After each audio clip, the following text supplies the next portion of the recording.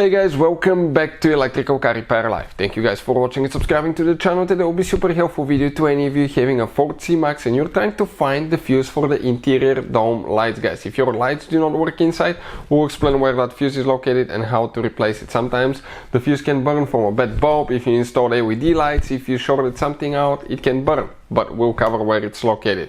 So let's go ahead and start on it now.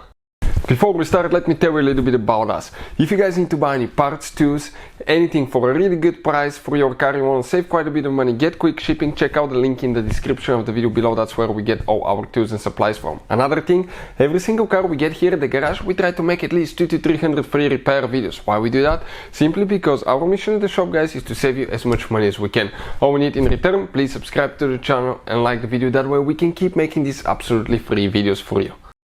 Your Ford C-Max, guys, has 3 fuse boxes. One is under the hood, okay, one is in the trunk, one is in the feet compartment on the passenger side, but the one that we need on it today is actually on the passenger side. So if you look right here, that's the one under the hood, and if you come right here, actually open the passenger door, and okay, let me just go ahead, okay, come here, and right now, guys, okay, under the glove box, when you remove that liner right here, okay, check it out, this liner, we have a special video where the fuse boxes are located and how to access them.